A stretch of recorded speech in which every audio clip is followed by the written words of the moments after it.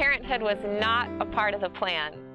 We spent the first 3 years in what I call childless, messless bliss. I found myself staring at a positive pregnancy test one day, not seeing anything positive about it at all. Those first few years were not only exhausting, but there was this underlying resentment almost toward these children that I felt had just come in and completely interrupted my well-planned out life. So I started talking to other moms and then speaking to groups of moms, and I always saw tears, and I thought, okay, I'm not the only one. Feeling like motherhood it's rewarding, but it's really, really hard.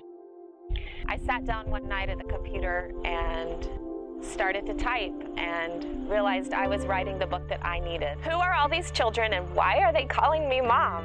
Is the story of my journey into unplanned parenthood.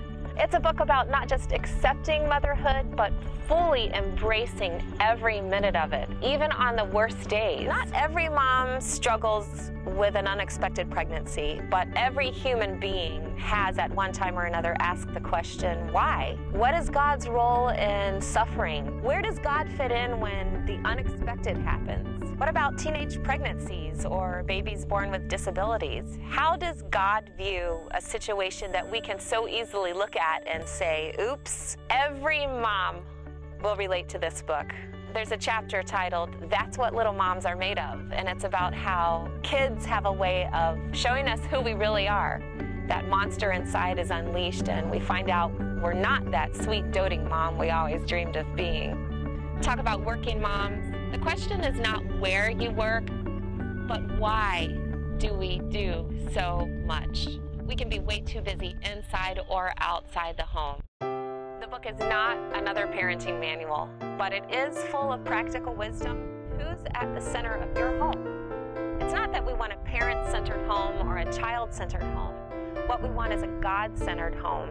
In a God-centered home, you find that beautiful balance between meeting your husband's needs and your children's needs, and seeing your own needs met too.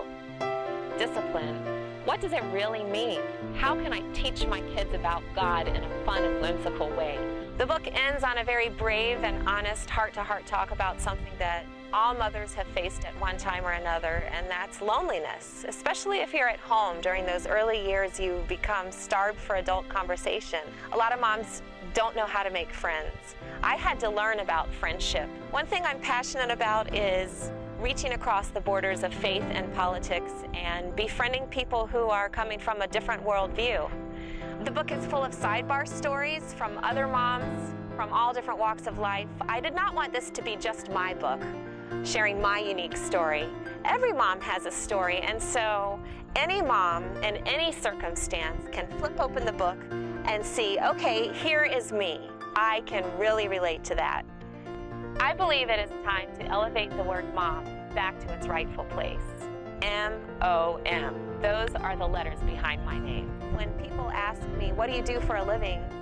I know that I can say, well, I'm a writer, I'm an author, I'm a speaker, but I really love the opportunity to simply say, I'm a mom. And I want moms to feel proud when they say that. If an accidental mom like me can fall in love with the children who fell into her lap, then any mom can read this book and say, wow, I love being a mom.